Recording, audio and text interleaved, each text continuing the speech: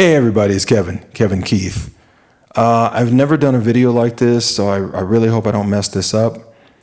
I was on Facebook earlier today and I saw a post saying that stick player Jim Lampi had passed.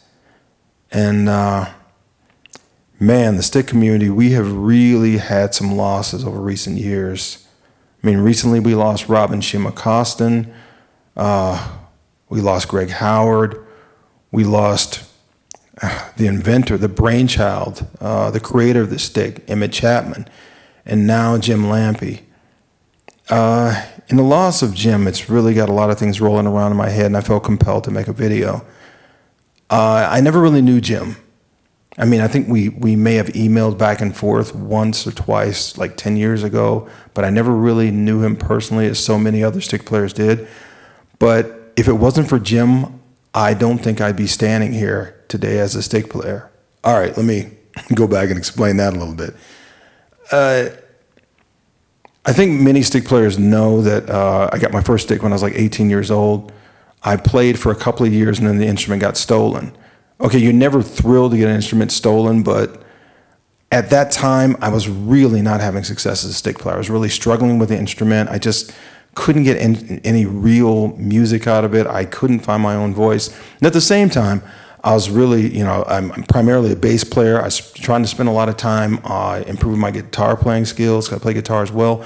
And I was also spending a lot of time on keys. So I was really kind of stretched thin, and stick I was just struggling with. So when the instrument was stolen, again, I wasn't thrilled, but it made me focus on being a bass player and just the other instruments. Plus I always told myself, all right, well, one day I'll get another stick, Well, 10 years went by. At that point, I was living in Los Angeles, and I came to Los Angeles to be a bass player. But after going out and seeing bass players in Los Angeles, I lost a bit of the spark for being a bassist. I mean, don't get me wrong, I love bass guitar, I'll always play. But the thing that draws us to be musicians is that we pick an instrument because it inspires us to have our own voice. It's like, oh, wait a minute, I like that instrument. I think I could do some cool stuff with it, or I hear some ideas with it. And then we move forward with that instrument. I love bass guitar, but I felt I had lost that.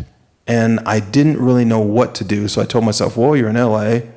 Let's just take a year away from music and just go to the beach, have fun, and revisit it, give it some time. So about 9 or 10 months went by, and I saw an advertisement that there was a stick player playing out in the valley. So I thought, okay, cool, I'll go check this out. I used to play stick. So I go there, and it's this coffee shop, and it's packed. You just can't move in this place. There's people everywhere. And lights go down, stick player comes up, and it was Jim Lampi. And Jim starts playing, and the things he was doing with stick were things that I had never considered. The ideas he had, the way he was going through chord voicings, the way his articulation, just everything about it was just magical. And it inspired me. I saw Jim playing, and it's like, stick, that's my voice. That instrument, based on the things I heard Jim doing, based on the ideas he had. And I wanted to go up and speak to Jim after the gig. I was really excited, but the place was packed. There was a line of people to speak to Jim. And I don't know, I left. But plus I was excited because I thought, well, I'm gonna go home, I'm gonna get on the web, and I'm gonna see if I can find, Stick Enterprises. Well, little did I know the Stick Enterprises was right in my own backyard, right in Los Angeles.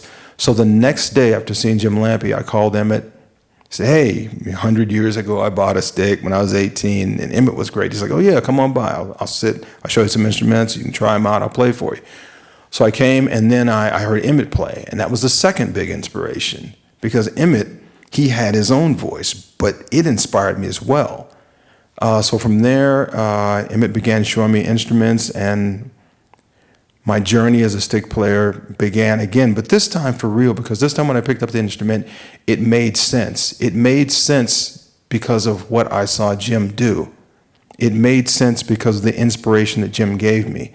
And from then on, seeing Emmett play, Greg Howard, Don Schiff. I was at Stick Night 99, and Don Schiff, massive influence, blew me away. Boris Bazaroff was the guy that inspired me to start trying to do slap and different things on stick, because Boris was doing some just really, really innovative things. Diego Soto, oh man, tremendous inspiration. I could listen to Diego play all day. Bob Culbertson, Larry Tuttle, so many people that inspired me along the way. And I guess what I'm saying in an extraordinarily long-winded way is that because I never knew Jim, because I never had a chance to really talk to him, I never had a chance to thank him for what he gave me with his inspiration, this instrument. I can never thank him, but what I can do is I can try to pay it forward. And I hope that my playing or my ideas can be an inspiration to someone else. That being said, I really want to thank everyone that's watched any of my videos. And man, the comments, emails, text messages, it really means a lot, because I'm in this room with these ideas. I don't know if my ideas make sense to anyone other than me. And when I hear back from people that, wow, I really like that, that was really cool, that inspired me, I cannot tell you what it means. That being said, thank you. I appreciate all of you. And I promise, I am committed to this instrument.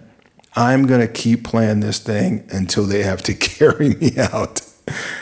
So, to all the stick players that have inspired me, thank you. And to Jim, thank you for what you gave the community.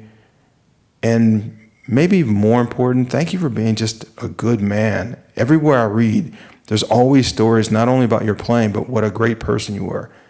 And the world needs stick players, but the world needs good people a lot more. So, Jim, rest in peace, brother. Thank you so much for what you gave to all of us. It's Kevin Keith, and thanks a lot for listening.